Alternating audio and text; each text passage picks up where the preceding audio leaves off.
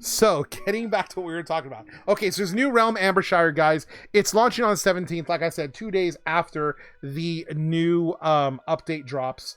Um, that face when you pick Turtle WoW over Epoch when... oh, dude, of course! There's no contest, dude. There's no contest of a fresh Turtle WoW server or Project Epoch? Are you kidding me? Like, okay, just a quick segue, guys. We'll get back to this. Just a few seconds, okay? I'm going to play Project Epoch. If it comes out within the next few days, I will play it for like as much as I can over the next like 2 weeks, 2.5 weeks until this server launches. But the thing about it, Turtle WoW is going to be the reason why. It's very simple why Turtle WoW is such a more logical choice for people to choose over Project Epoch. And I'll tell you why. Because there is no way in hell that you're not going to play the Unreal update. You can say whatever you want to say. There is no one that is not going to play the Unreal update. Okay, it's just not going to happen. Even people who are big streamers are going to play it. They're just not going to tell you that they're doing it. It's going to be like a really big secret. Okay, something that you do that you don't tell anybody about. There's plenty of those in life, and this is going to be one of those. Okay, everyone is going to play on this server. Who cares anything about Classic Plus or private servers? This launch, I hope it should be amazing. It should actually be amazing. And that's coming in like a handful of months. Okay. So the opportunity to get into a fresh server just a few months before that launches, why would you not take that opportunity? You know, because then you're going to hear the same complaints that everybody makes. Oh, well, they should release a fresh server for freaking the Unreal launch. Hey, you got your fresh server 3 months ago, but you chose to play Project Epoch instead. Said hopefully nobody with a brain. Okay, that's why I think that people, yeah, it's really only a few months away for the Unreal update, guys. I believe I could be wrong. They might delay it. But according to the roadmap that we went over yesterday, the day before that on stream, it looks like the Unreal Engine 5 update is going to hit right around winter break. Okay, I'm guessing right like at the very beginning of winter break. I believe that is when the update is going to hit right around there. Right around that time frame. I don't know if things are different in Europe versus the US when it comes to winter break, but that's when I think it's going to hit. Based on the roadmap and based on, okay? So if you're really honestly like losing sleep trying to figure out, should I actually play the Ambershire fresh launch server release of Turtle WoW? Or do I want to keep playing Project Epoch? I mean, really? I don't even think that it's even a contest. You know? That's just the way I look at it. I could be wrong. But I hope that if you do make the choice to play Project Epoch over this, that you're not one of those people hoping that they would have chosen this when it first launched. I'm just saying. Ground floor, 100% 10 out of 10 would highly recommend. Hello everybody. With Season Discovery sunsetting, we've seen a surge in demand for Classic Plus realms along with the Project Epoch launch. Nordinar has recently hit over 10,000 concurrent players and even started to see occasional queues again. With the release of Scars of the Past on August 15th, we're expecting another natural population spike, which is obviously logical. As always happens with a major patch, and we want to make sure that Nordinar is not overcrowded. August 17th, we will be launching a new RP PvE realm in the European region, Ambershire RP PvE. Okay? And this is basically showing their population has been going up. This is January 2025 all the way to now, I'm guessing. Well, no. What is this? 2025. Yeah, it's just, this is for, oh, the last 3 months. Okay, sorry about that. This is for the last 3 months. It's really hard to read this, guys. My apologies. This is for the last 3 months, and you can see how it's just steadily been going up in the last 3 months. Not huge population spikes, but it has been slowly trending upwards. Okay? Horde players, Alliance players, total players. Okay? Why not launch Ambershire on the same day as the patch? That kind of makes sense. What if there's kind of issues with the launch, right? The first 48 hours after a major patch are usually the most technically unstable, giving ourselves a short window that allows us to hotfix unexpected issues before opening the new realm. Makes sense, right? What if Ambershire isn't popular and fades over time? In that case, it'll be merged with Nordinar. Common sense. Exactly what Project Epoch is going to do with their new servers that they're launching, right? Same exact thing. Okay. What if Nordinar population declines over time? Then Ambershire will be merged into Nordinar. Whether you like it or not, Nordinar is eternal. Okay. You know what? Honestly,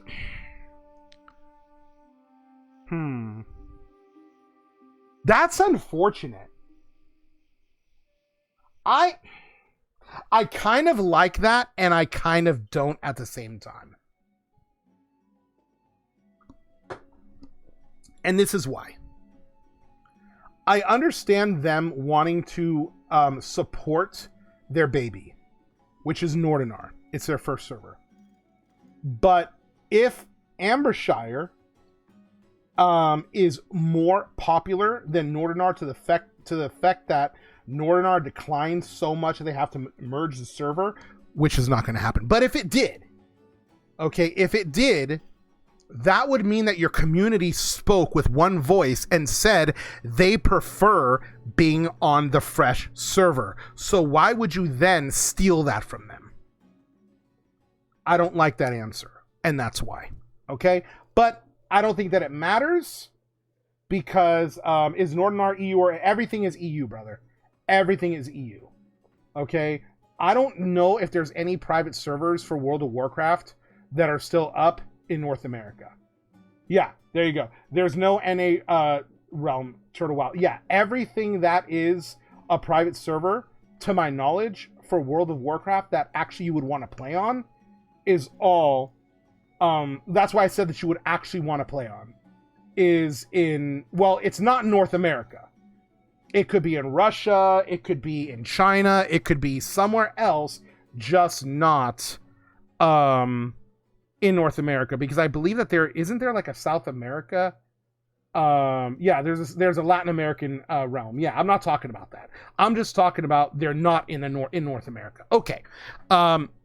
Will there be content progression in Ambershire? Yes, and we're going to go over a roadmap for that in a second. Okay. So feature progressive release of both original and Mysteries of Azeroth raiding and PvP content. Please refer to the timeline below for details. We will definitely do that in a second. Is it a cross-faction realm? Oh, that upsets me that it is. They have an opportunity right now to do right and not have cross-faction. Okay, but it is, because if it was not cross-faction, then merging them later would be hard, so I understand why they're doing it. Any rule or policy differences? Nope. The same rules that apply on Nordinar will apply on Ambershire. Great. Why PvP and not PvP? Why PvE and not PvP? The answer to that is because they have brains, and PvP is not the reason why people play Turtle WoW. It's also not the reason why people are going to play Project Epoch. Even though Project Epoch's PvP system arguably is better, ideally, than Turtle WoW's PvP system, people are playing Project Epoch because they want to play the totality of it, and the totality of it is overall a PvE system, which is why double the amount of players are playing on the PvE server versus the PvP server. Period. It's just the way it is. We already have a PvP realm, Telebim, and FYI, if you're looking for a PvP server, Telebim is going to explode with population when the new update comes out, in my opinion. Okay. Nothing stops people from starting. Yes, you're right. However, it makes it tough because a horde and the alliance can read each other's chat, so it makes starting events and doing events kind of hard to go raid a different area because of the fact that it's cross faction and horde and alliance can talk to each other. It just it spoils it. Telebim, and it still has plenty of room for new adventures. If you're not a fan of cross faction play and prefer open world conflict, Telebim is the place for you. Let us know if you have any questions, and see you in Azeroth. Guys, Ambershire roadmap, okay?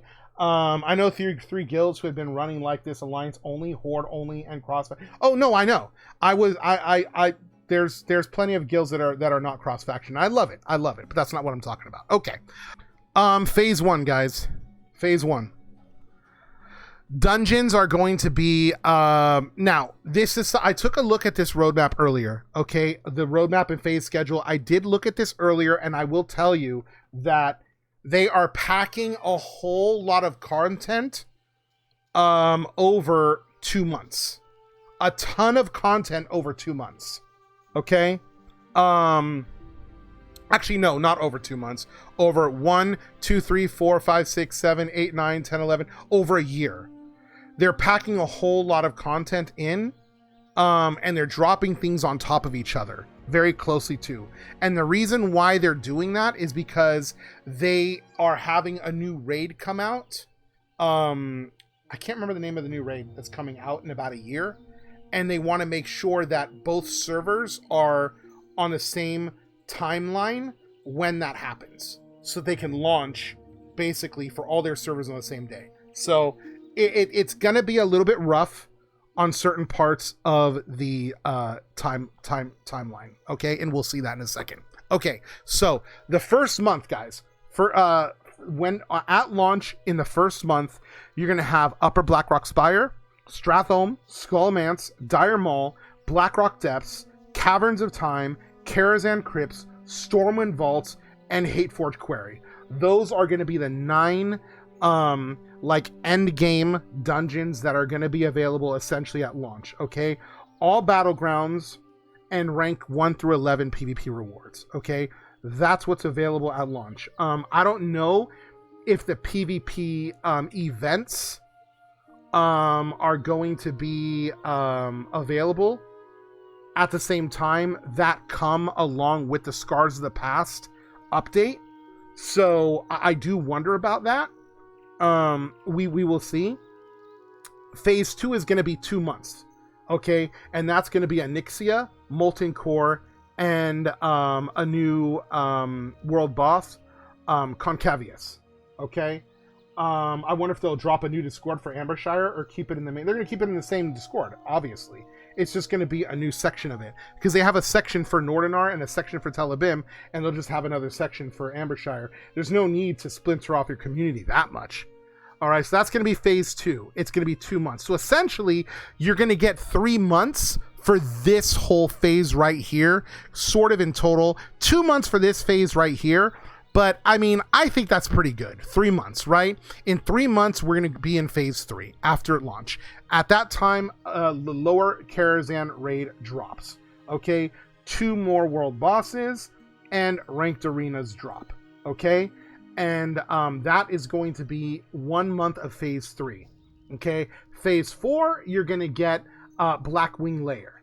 And then 3 more world bosses, along with PvP ranks 12 to 14 rewards, the Blood Ring and Reputation awards for PvP. Okay, are they upping the amount of drops? Are you talking about in dungeons or what? I don't know, and I don't see why they would. And phase 4 is going to be lasting 2 months. Okay. This is the one right here that I think is kind of a bit, I don't know. I think this is a bit short. Phase 5, 1 month. Emerald Sanctum and Zul'Gurub. Okay, and another world boss. Phase 5 is 1 month. Okay. That's going to be pretty quick. Now, this is a thing. I'm a little bit worried about this. It says phase 6, 2 months, AQ, right? AQ, another world boss. Oh, there it is. World events, Gates of Encourage. Okay, so it is going to be the world. This event is going to happen. I wonder how that's going to happen then. Huh. See, that's strange. If it was me, I would do the world event for the opening here, start it here, and when the gates open, it opens at phase 6, so you have 2 months to do this. That's kind of how I would do it, but what I'm talking about is the war effort. That's what I'm talking about, is the war effort. I'm really hoping that they're gonna do the war effort, because the war effort is such a cool, very iconic event in the vanilla World of Warcraft timeline that I think is such a big selling point to being on a fresh server. It's such a big thing that I honestly feel that Turtle WoW should consider closing the Gates of Encourage every year or something like that and restart the war effort to open it back up. I really like the idea of having these war efforts, if not for Encourage, a war effort for something else. There should be something where the community gets together and does these big war efforts for various different things. It's such a cool event. I love the war effort. That timeline makes it so you can do slow and steady and still hit 60 as long as you play daily. Are the sets in MC equal to Black Ring? Yeah, no. Okay, phase 7 is going to be 2 months. Okay, this comes after, obviously, AQ. This is going to be the Noxoramus phase. Okay, a new world boss and the Scourge invasion. Okay, that is the whole thing that's happening in the 2 months phase of phase 7. Okay, and then we have phase 8. And that just says new. And this is the Tower of Karazhan raid. More will be added as development continues. Refer to our roadmap for more info. Okay, so that is the timeline.